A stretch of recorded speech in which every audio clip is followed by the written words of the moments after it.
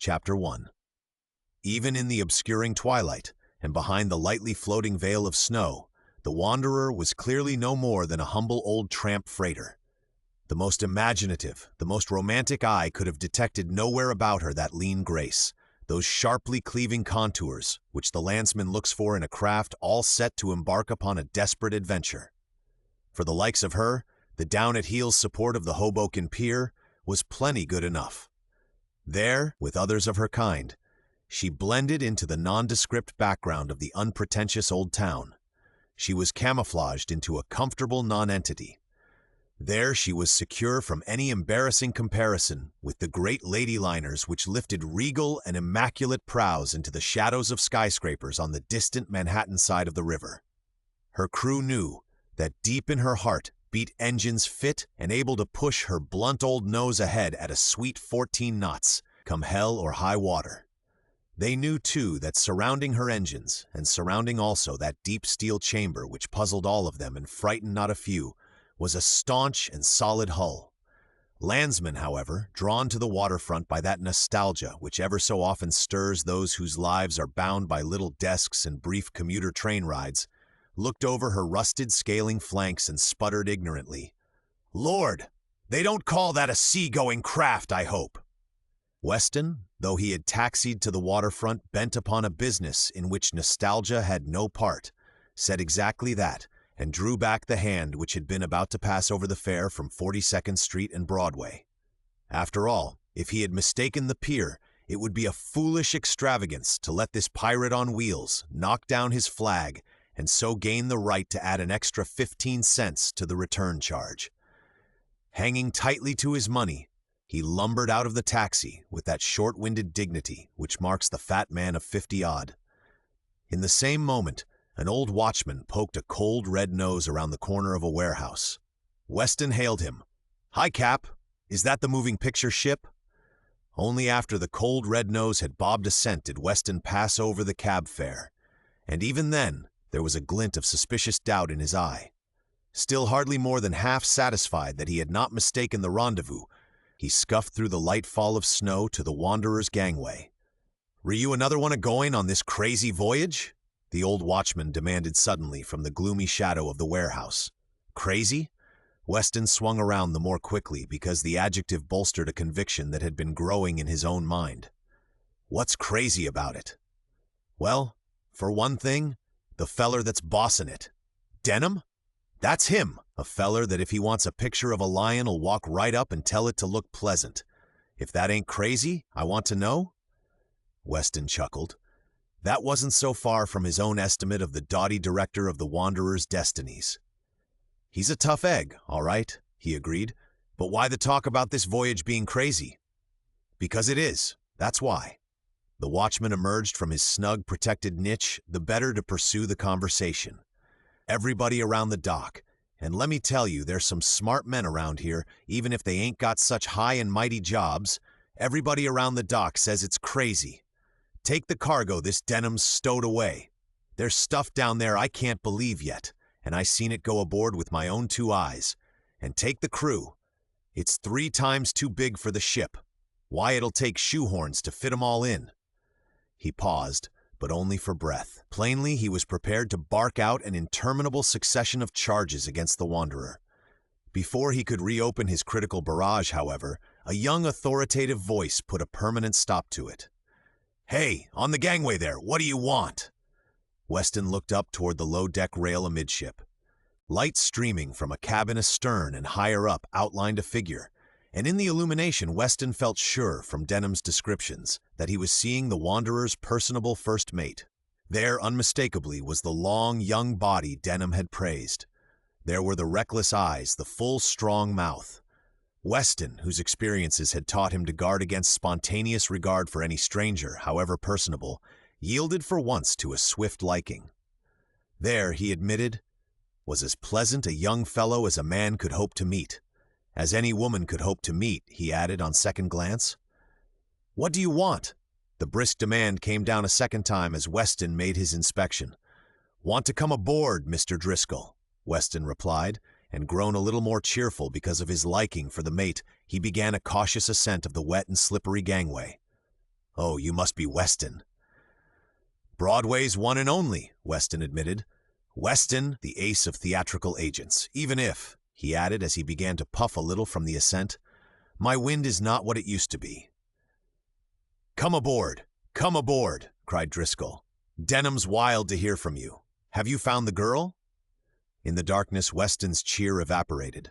He made a wry face and said nothing, but followed Driscoll's springing stride aft and up a ladder to the lighted cabin. This low enclosure was invitingly spick and span, but it was furnished with the Spartan simplicity which characterizes womanless quarters. The sole decorations were a mirror on one wall and a well-filled pipe rack on another, unless one counted an overcoat or two with attendant hats. For the rest, there were only 4 chairs, an oblong table of the broad, squat sort favored by men who like to spread out maps for studying, an open box containing black corrugated iron spheres, larger than oranges but smaller than grapefruit, and a brightly polished brass cuspidor which stood close by a foot of one of the 2 men waiting in the cabin. This man was lean and of no more than middle height. Behind a heavy mustache, his hard jaw worked slowly upon a generous mouthful of plug cut. He was in vest and shirt sleeves. Above these, a captain's uniform cap lent an air of command, but this did not keep him from stepping definitely aside in order to leave the center of the stage to his companion. His companion was just such a well-tailored, well-groomed man of 35 as you might run into at any stockbroker's desk, although there you would rarely encounter such an air of solid power, of indomitable will. Bright brown eyes, shining with an unquenchable zest for the adventure of living, flashed toward Weston as he entered, and an impatient voice said without preliminary, "Weston, I was just going ashore to ring you up." "If I'd known that I'd have waited," Weston answered, eyeing his wet shoes. "Shake hands with the skipper, Captain Inglehorn." Denham pushed on.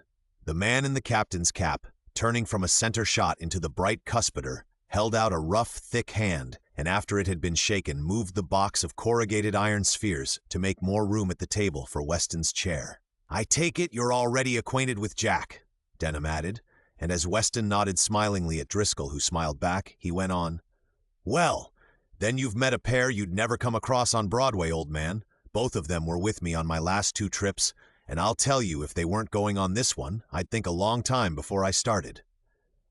There fell that little restless silence, which always burdens men upon whom extreme praise has been bestowed. Then Denham dropped into his chair and eyed the theatrical agent. "Where's the girl, Weston?" "Haven't got one." "What?" Denham struck the table. "Look here, Weston, the Actors' Equity and the Hayes outfit have warned every girl I've tried to hire, and every agent but you has backed away. You're all I've got left. You know I'm square." "Everybody knows you're square," Weston grunted, breathing audibly. "But everybody knows also how reckless you are. And on top of that, how can you hope to inspire confidence about this particular voyage when you're so secretive?" "There's truth," drawled Inglehorn, and leaned down to his cuspidor. "Absolutely," cried Driscoll, rubbing his handsome young jaw. "Why not even the skipper and the mate know where this old ship's going?" "There you are." Weston spread his palms up. "Think of my reputation, Denham. I can't send a young, pretty girl, or for that matter even a homely one if you'd have her, on a job like this without telling her what to expect." "And what is she to expect?" Denham demanded. "To go off for no one knows how long, to some spot you won't even hint at. The only woman on a ship that carries the toughest mugs my wise old Broadway eyes ever looked up and down." As the other 3 grinned, the agent added hastily, "Of course I mean the crew." "Weston," Denham's fist crashed onto the table again. "I'm going out to do the biggest thing in my life, and I've got to have that girl. You never had a woman in any of your other pictures. Why do you want one for this? Hell's bells, you don't think I'm consulting my own preference, I hope." "Then why?" "Why? The public's why. My blessed public must have a pretty girl's face. Romance isn't romance, adventure is as dull as dishwater. To my public, unless every so often a face to sink 1,000 ships, or is it saps shows up? Imagine, I slave, I sweat blood to make a fine picture, and then the public says, 'We'd have liked it twice as much if there'd been a girl in it,' and the exhibitors say, 'If he'd given us a real love interest, the picture would have grossed twice as much.'" "All right," Denham's fist hit the table one last decisive thump. They want a girl. I'll give them a girl. The dark declaration of the old watchman returned to Weston. Denham wasn't, of course, crazy, but just the same his present plan was not one a theatrical agent who cared for his reputation ought to help along. "Sorry," he said, and picked up his hat. "I don't believe there's anything I can do for you." "You've got to do a lot," Denham said, "and in a hurry. We have to sail on the morning tide. We must be out of here by daylight." "Why? I guess it won't do any harm to tell you now," Denham decided irritably. "We're carrying explosives, and the insurance company has found out. If we don't get away on the jump, a marshal's deputy will be on our necks, and then there'll be a legal row and we'll be tied up for months." His mood changed suddenly, and going over to the box that Inglehorn had pushed aside, he picked up one of the iron spheres. He looked at it with a proud, possessive grin. "Far be it from me," he said, "to tell you, Weston, that any girl you'd find for me would meet with no danger on this expedition. Of course there'll be a little now and then. Maybe," he conceded with a broader grin, "more than a little. But take this from me. So long as we have a couple of these handy, nothing very serious can happen." "What have you got there?" "Gas bombs, old man. My own prescription. Or perhaps I should say my own improvement upon standard models. Gas bombs powerful enough to knock a row of elephants for a loop." "What?" Weston stammered. "Denham, everything I hear makes me like this business less. I'm beginning to be glad I didn't find you a girl." "Don't be like the insurance company," Denham said scornfully. "Don't worry about a little explosive. There's no more harm in these than in so many lollipops, as long as they are handled by men who understand their little ways. Men like Jack there, or the skipper, or myself. The truth is, Weston, plain rain and the monsoon season are likely to cause us a lot more trouble and danger."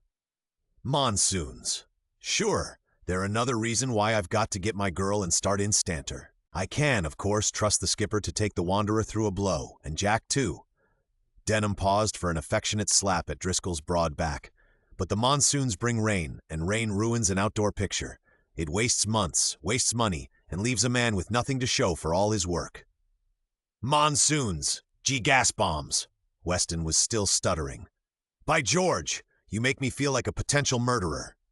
He clapped his hat firmly onto his round head and reached for the doorknob. "Denham, you'll get no girl through me." "What?" "I mean it." "You do, eh? Well, then I'll get one without you." For so stocky and solid a man, Denham jerked an overcoat from one hook, a hat from another with amazing speed. "If you think I'm going to quit just because you won't find me a girl with backbone." He thrust Weston's plump bulk aside and jerked open the door.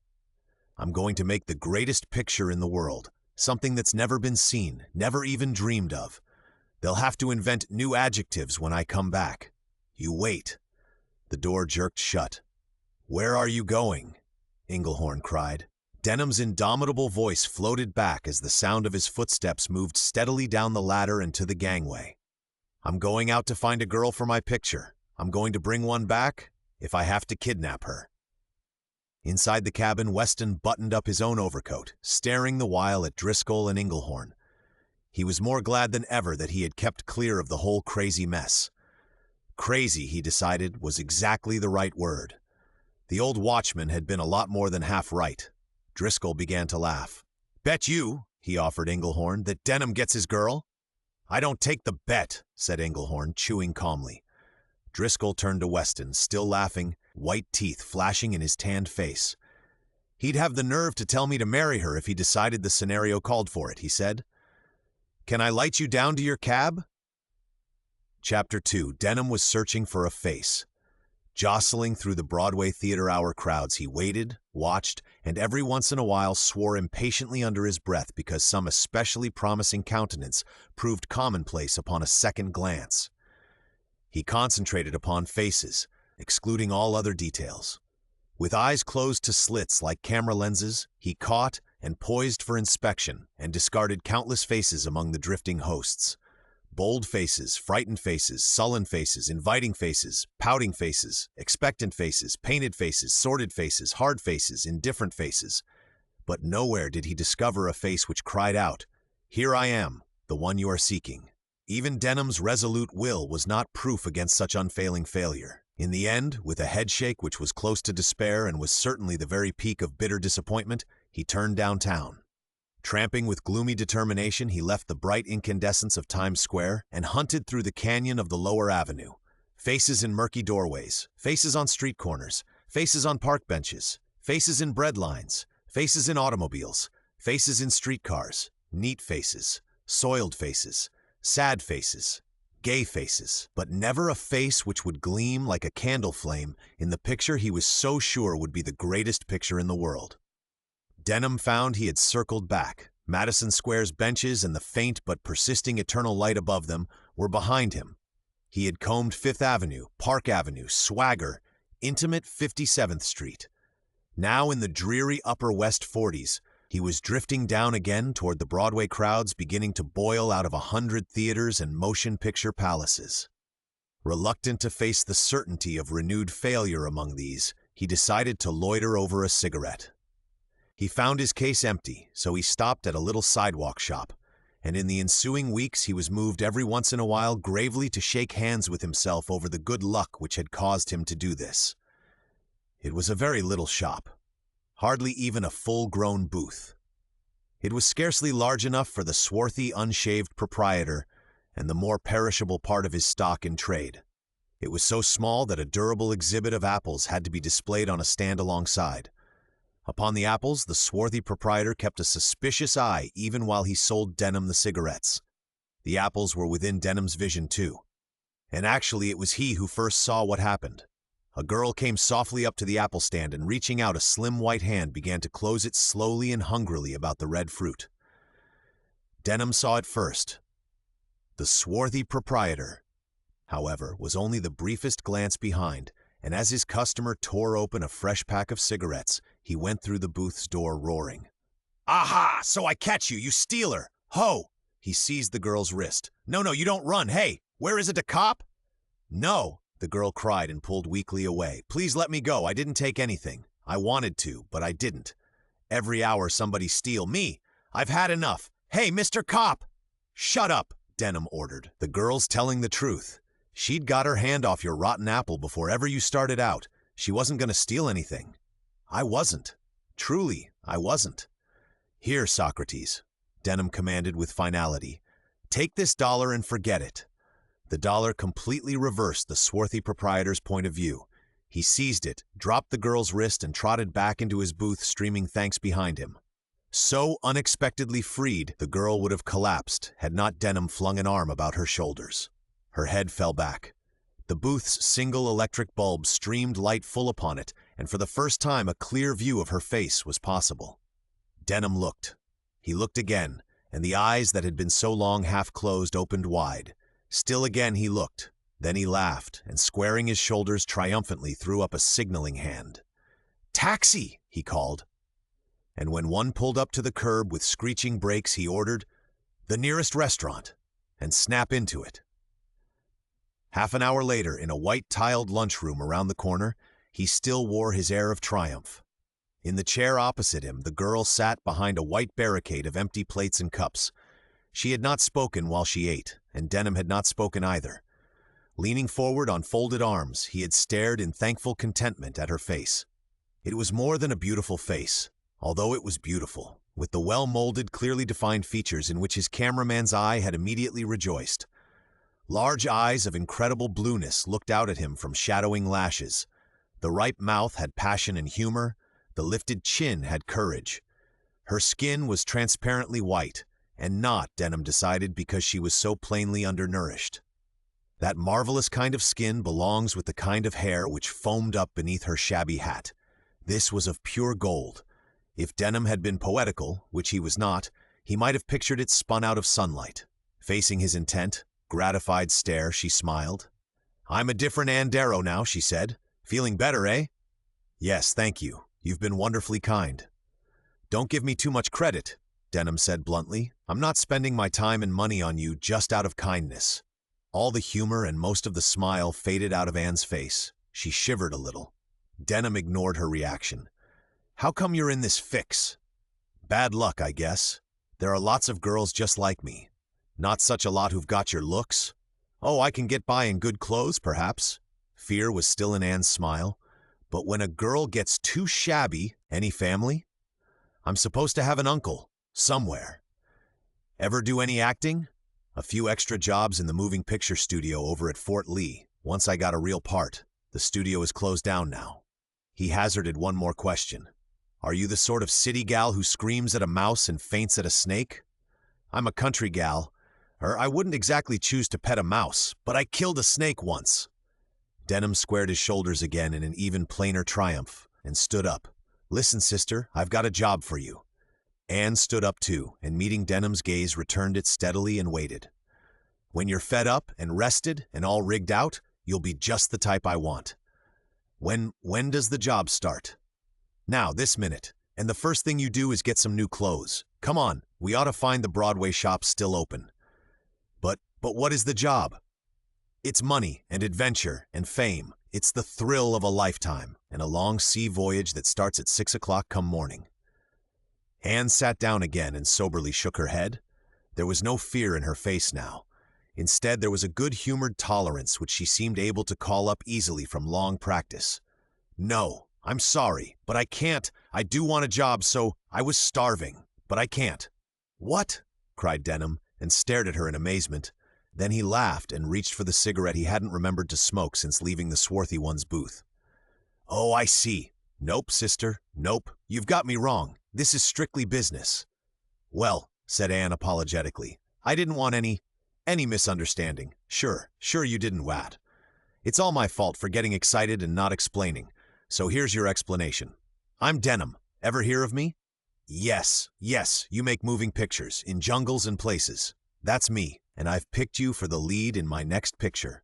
We sail at 6. Where to? I daren't tell you that for a while, Ann. It's a long way from here. And before we reach it, there'll be a long voyage, easy living, the warm blue sea, soft moonlight on the water. Think, Ann, no matter what comes at the finish, isn't that better than tramping New York? Afraid every night that the next morning will find you in the gutter? No matter what comes at the finish, Ann whispered. It's better. I'm square, Ann, Denham added, and I'll be square with you. No funny business. You can't tell me yet what I'm to do? Keep your chin up and trust me, Denham told her and held out his hand. Ann looked at him for a long, direct moment. Denham looked back at her. He was always lucky, he reminded himself, his grateful gaze sliding again over her bright hair, her perfect face, her graceful, well-proportioned figure. When his eyes came back to hers, Ann put her hand into his with a grave smile. Chapter 3. Ann came wide awake in the narrow berth, and for a little could not remember how she had got there. All she could think of was that this was the first morning in weeks that she had not awakened to hunger. Wondering what had happened to hunger, she recalled last night's amazing encounter and sat up. She laughed aloud when she spied beside her berth the bowl of apples. Denham had bought them at the last moment, adding their bulk to a pile of dress boxes, shoe boxes, and hat boxes that overflowed the taxi. And here's a bowl to put 'em in, he had said. This last when they came aboard, long after midnight, past the Wanderer's solitary watchman and a plainly suspicious old fellow with a cold red nose who stood on the pier. Bowl of apples in hand, she had tiptoed after Denham down a dim, brief alley. This will be your cabin, he had said. You'll find a key inside. Got it? Fine. Good night. Sleep tight. And make it a long one. If I see you around before late afternoon, I'll have the skipper put you into irons. Ann brushed her foaming bright hair back from bright eyes and looked at the tiny clock which was an item in her cabin's equipment. It was a little short of 8. She had been in bed then, some 5 or 6 hours. But except for this last little catnap, she hadn't slept at all. She yawned and laughed again. A girl only half as excited as she was could scarcely have slept. And since there was no likelihood that she would be any less excited for hours, she decided to go on deck, defying the irons of Mr. Denham's skipper. He, she recalled from Denham's brief account of his assistance, would be Captain Engelhorn. He was old and gruff, but nice. Driscoll, the mate, was young and gruff, Denham said, but a good sort, too. She swung slim legs over the edge of the berth, stood up, and went to the open porthole. Denham's promised departure had unquestionably been made at the scheduled 6 o'clock.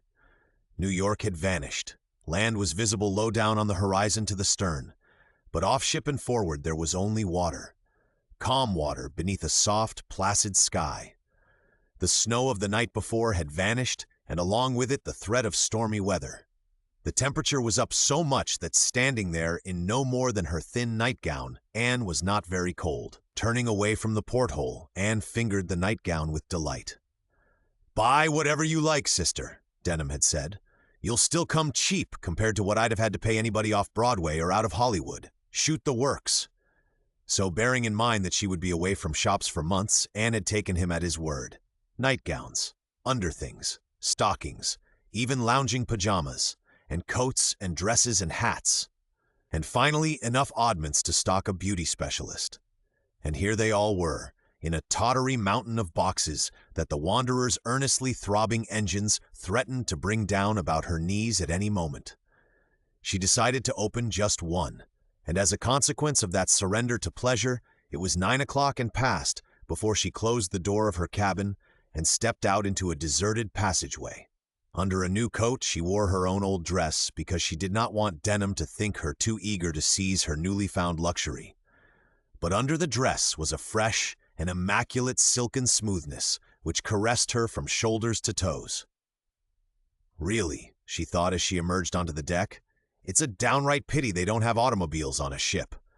This is exactly the time for one to give me a little bump and turn me into an accident victim.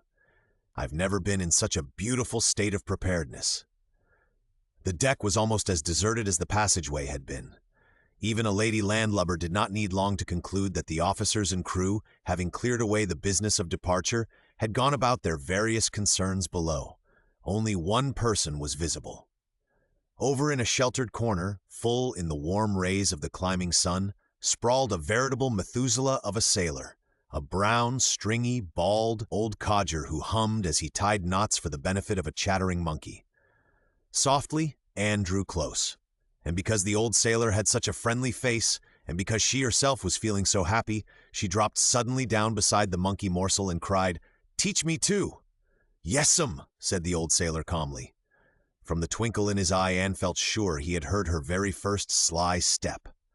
And from his calm tone she realized that news of her coming had been spread by the Wanderer's midnight watchman.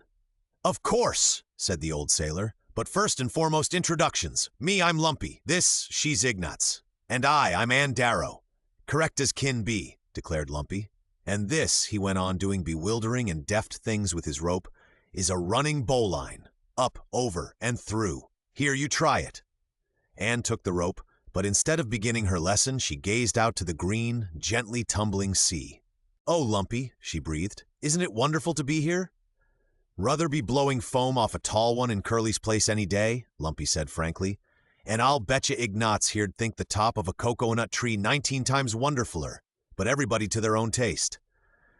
"Oh, of course," Anne conceded. "It won't always be as lovely. I suppose when the sea is rough, it's pretty bad." "It's better," Lumpy admitted dryly, "when you can order the weather. And working hours," he added, rising hastily as a whistle blew. Warmed to laziness by the sun, Anne kept to her sheltered nook with Ignatz as Lumpy ran off. On the whistle's dying note, several other sailors nipped briskly forward, while from quarters aft, not far from the companionway by which Anne had got to the deck, came the whistle's owner. This was a young man so intent upon his work that he failed to detect his partly hidden audience of one. At sight of this young man, Anne's interest in the situation quickened considerably. His long, well-muscled body, his strong dark face, his general air of being master and knowing it, challenged her, but in a fashion which she found not at all unpleasant. This, she decided, would be Driscoll, and as he took a position which presented to her a broad, rakish back, she stood up to secure a better view. He wore, this Driscoll, an officer's cap and a magnificent black woolen shirt he never could have bought out of a sailor's wage. Otherwise, he was dressed not very differently from the men he proceeded to put nimbly to work. What this work might be was not wholly clear to Anne, except that it had to do with an open hatch, an enormous box some distance away, and what seemed to be a completely baffling tangle of ropes. It was such a complete tangle that Anne moved out a bit in order to watch more easily. Meanwhile, Driscoll continued to issue rapid orders. One sailor let a rope end fall and showed no intention of picking it up, No, no, Driscoll shouted. Carry that line aft. Backing up to gesture in the proper direction, he drew so close to Ann that almost she could have reached out and touched his shoulder. Aft, aft, you farmer! Back there! His arm swung back with a full furious sweep, and its fingertips struck stingingly across Ann's face.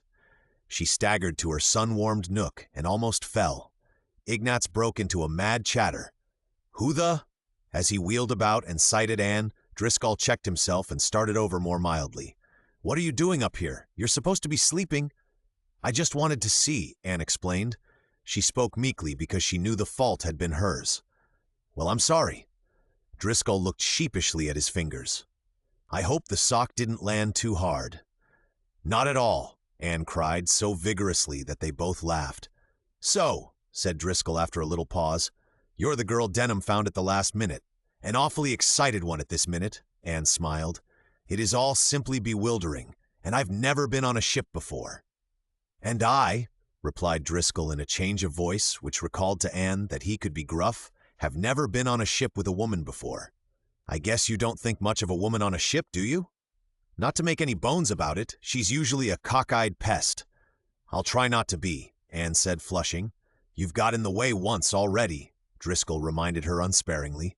Better stay below.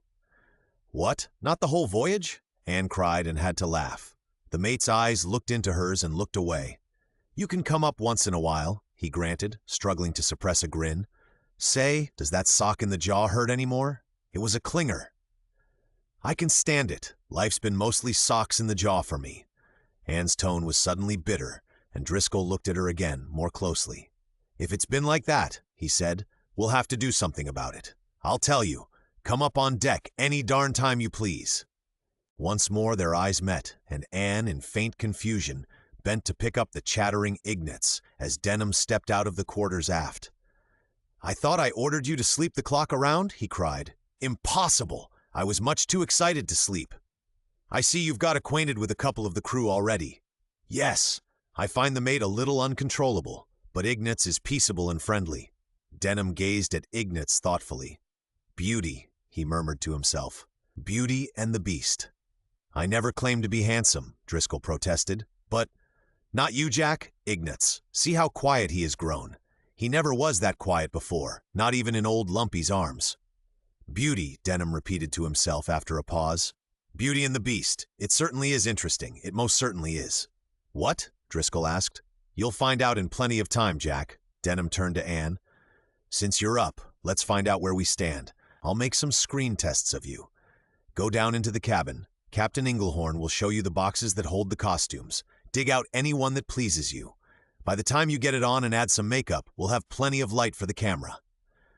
Ann set Ignatz down. Think you know the right makeup for outdoor shots? Denham asked. I think so, Ann said, trying to hide her nervousness. I won't be long. When she had gone, Driscoll turned to his employer with a little frown. She seems like a fine girl. I'd swear to that, Jack. Not the kind you usually find on a trip like this. A lot better. I wonder if she really ought to be going, Mr. Denham? Denham gazed at his mate for a moment in a mixture of puzzled and impatient affection. Come along, he said at length. Help me set up the camera. They got at this while the crew went about stowing the freight, which Driscoll's blow on Ann's face had interrupted. Both pieces of work were finished as Ann came back. She had found the costume boxes right enough. She wore now a glamorous something different by far from the nondescript dress of her first appearance. A curious primitive something blended of soft rustling grasses and softer, iridescent silken strips. Where it failed to cover her, the flesh of her arms and legs flashed in ivory contrast to the brown of the grasses and the brightness of the cloth. She looks like some sort of queer bride, Driscoll muttered. Denham showed a surprising delight over that impulsive tribute. Sure enough, he asked. Do you really think so, Jack? Driscoll nodded. But not the bride of just a plain, ordinary man? Denham pressed him. No, not of. It sounds insane to say it, but she doesn't seem like the bride of any man that ever lived. Of something else, rather. It's my Beauty and the Beast costume, Denham explained with creative pride. Whatever it is, Ann came up, it is the prettiest costume of the lot. Right, cried Denham. Stand over there. I'm nervous, Mr. Denham. Suppose I don't photograph to suit you? No chance of that, sister. If I hadn't been sure of that, you wouldn't be aboard. We've got nothing to worry about but the minor problem of the best angles. Anne smiled hopefully and moved in obedience to her director's gesturing hand. Driscoll, from a flank, clapped his hands soundlessly to tell her that in his opinion she had no need to be concerned. Lumpy and a half-dozen sailors, rapidly augmented by another dozen, gathered attentively in the rear. Ignatz, on Lumpy's shoulder, chipped in a soft, interested cry at intervals. And finally the moustached Englehorn appeared, and from jaws working deliberately over a piece of plug cut through Anne a slow, encouraging smile. Profile first, Denham ordered. He squinted through the viewfinder, threw the camera over and locked it. Now, when I start cranking, hold it a minute, then turn slowly to me. Look at me, look surprised, then smile a little, then listen, then laugh. All right? Camera. Anne obeyed. It was easier than she had expected, no different indeed than she had done often at the Fort Lee studio. From behind Denham, the sailor's comments began to drift up. Don't make much sense to me. But ain't she the swell looker? Wonder if he's going to use me in his picture? Lumpy queried. With cameras costing what they do? Not a chance, Lumpy. He couldn't take the risk. That was fine, Denham said and nodded permission to relax. Now I'm going to try a filter. Do you always take the pictures yourself? Anne asked as he began expertly to change lenses. Ever since my African picture. We were getting a grand shot of a charging rhino when the cameraman got scared and bolted. The Fothed, as if I wasn't right there with a rifle. He didn't trust me to get the rhino before it got him, so I haven't fooled with cameramen since. I do the trick myself. Englehorn, chewing in a methodical placidity, came over to join Driscoll, whose brows were knit in a faint frown. What's the trouble, Jack? He's got me going, the mate replied. All this mystery. We've done well enough on 2 trips, Englehorn reminded him. He'll bring us through this one all right. But with a woman aboard, it's different. That's his business, Englehorn answered indisputably. Let's go, Anne, Denham commanded. Stand over there. When I start to crank, look up slowly. You're quite calm. Don't expect to see anything, right, camera? A swift excitement transmitted itself to every watcher as Denham began to turn. He was, for his own part, strung to a tensity which caused his emotions to spill over, and as the scene got underway, his face hardened and grew red in his effort to charge Anne with his own mood. Look up, slowly, slowly. You are calm. You see nothing yet? Look higher, higher. There. Now you see it. You are amazed. You can't believe your own senses. Your eyes open wider, wider. It's horrible, but you are fascinated. You can't look away. You can't move. What is it? You're helpless, Anne. Not a chance. What can you do? Where can you escape? You're helpless, helpless. But you can scream. There's your one hope. If you can scream, but you can't. Your throat is paralyzed. Try to scream, Anne. Perhaps if you didn't see, you could do it.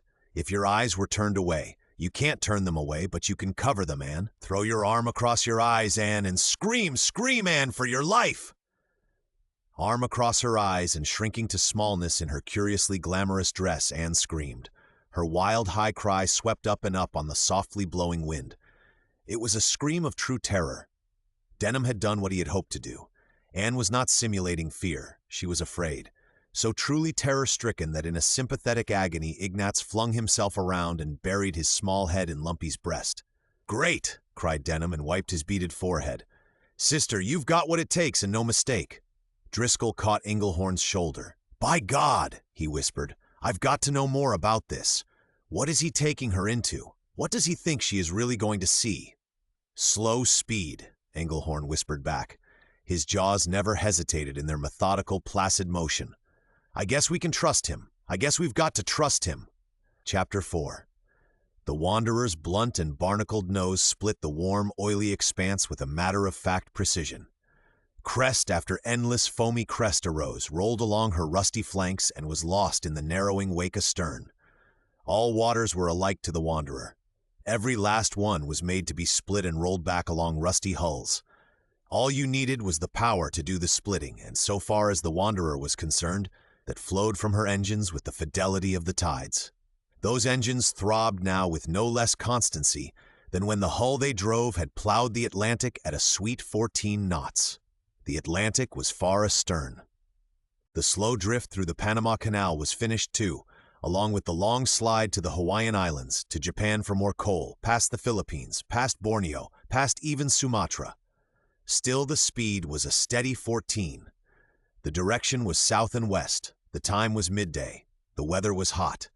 It was so hot that the crew wore only such garments as the presence of a lady commanded. Some wore hardly that much.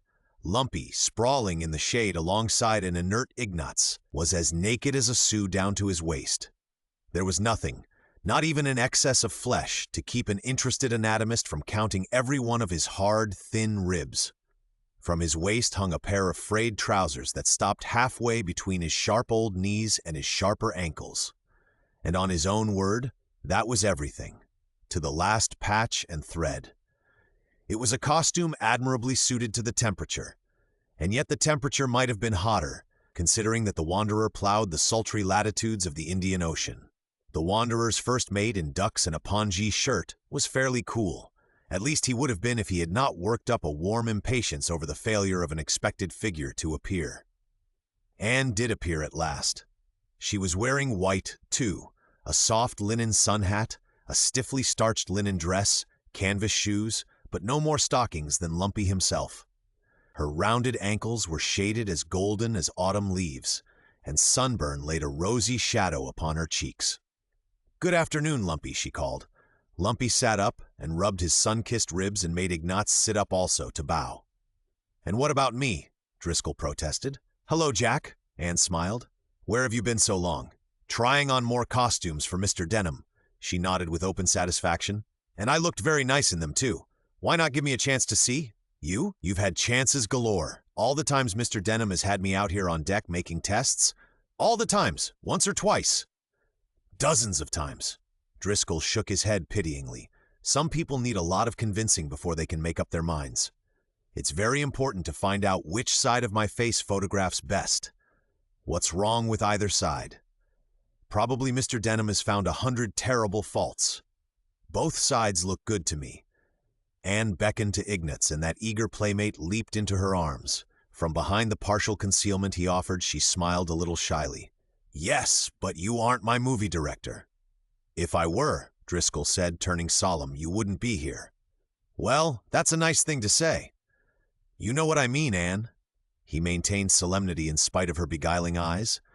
"It's fine to have you on the ship, of course. But what are you here for?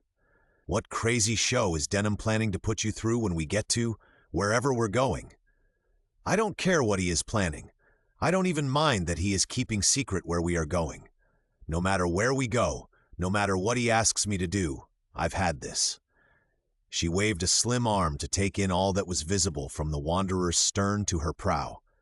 "I've had the happiest time of my life on this old ship." "Do you mean that, Anne?"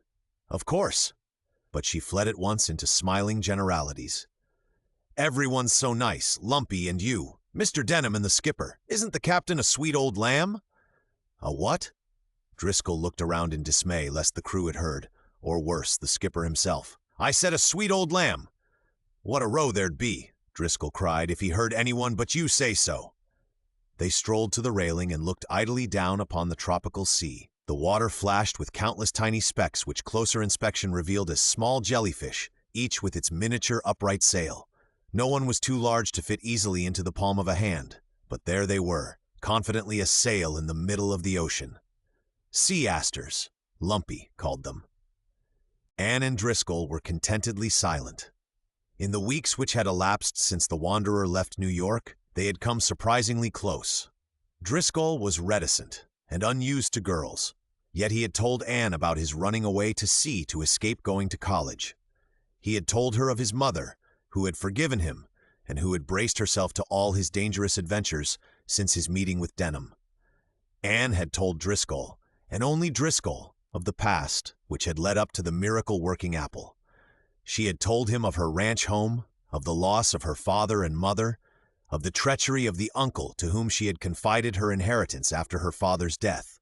She had told him of her coming to New York, of the despairing quest for work, of her hunger and fear. Her thoughts were running on that now. "I was lucky," she said suddenly, soberly, "to have Mr. Denham run across me that night in New York." "Speaking of Denham, may he cut in?" asked a brisk voice behind them, and they turned to see the moving picture director rocking on speculative heels. "More tests?" Driscoll wanted to know. Ann expectantly handed Ignatz back to Lumpy, but Denham shook his head. "Nothing to rush about," he said, "but when you aren't busy, Ann, you might do a bit of sewing. I noticed just now that the Beauty and the Beast costume was ripped along the lining. And above everything else, I want that piece all ready when we need it." "I'll mend it right away," Ann promised. "It must have got torn when I took it off yesterday." As she disappeared, Denham lighted a cigarette.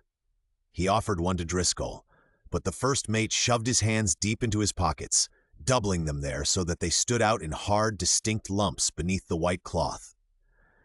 "Mr. Denham," he said doggedly, "I'm going to do some butting in." "What's on your mind, Jack?" Denham asked, and considered the smoking tip of his cigarette. "When do we find out where we're going?" "Pretty soon now," Denham smiled.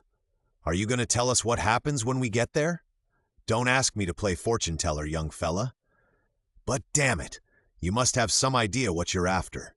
Denham snapped his cigarette over the side and eyed Driscoll questioningly. "Going soft on me, Jack? You know I'm not. Then why all the fuss and blow? You know it isn't for myself. It's Ann." "Oh!" Denham grew coolly serious. "So you've already gone soft on her. Better cut that out, Jack. I've got enough on my hands. Don't pile on a love affair to complicate things more." "Who said anything about a love affair?" Driscoll flushed. Chapter 5. High above the Wanderer's scorched and peeling deck, Driscoll pushed up the floor plate of the crow's nest and clambered through. Once on his feet, he reached down to Ann. His brown hand closed over her slight wrist with careful deliberation. When she had got in, the trap dropped beneath his feet, and the pair of them swayed slowly in cadence with the gently rocking mast. So high up, they could feel a little wind, and Ann pushed her yellow hair severely back over small, shapely ears, that every available bit of face and neck might receive the welcome breeze. Driscoll nodded approval as he wiped his damp forehead. From their high perch, the ocean seemed even more brilliantly blue than it had been from the ship's side. Miles to the south, a something resembling a fleecy rope stretched along the water, its ends disappearing in distance, which baffled the eye. It seemed no higher than a hand's breadth, but at intervals it swelled a little and threw off wispy tendrils. Against the blue sweep of the sky there showed only one bit of life. An albatross moved far off and close to the line where sea and sky met. It curved and swung like a brilliantly maneuvered aeroplane between them and the late afternoon sun. "How splendid!" cried Ann. "Why didn't you bring me up here before? I feel like an explorer." "Let's see," Driscoll considered, grinning. "An explorer is someone who gets there first. Well, you're an explorer then, sure enough. You're the first woman ever to set foot in this crow's nest. And going to an island where we'll all be the first white people. It's terribly exciting. When do you think we'll get there?" Ann lifted an eager, questioning face. "Well, if there is any such place," Driscoll answered, smiling down at her indulgently, "we ought to find it in the next 24 hours. Mr. Denham's so worked up about it he can't keep still. I don't believe he went to bed all last night." "I'm kind of worked up myself," Driscoll admitted, looking toward the southwest.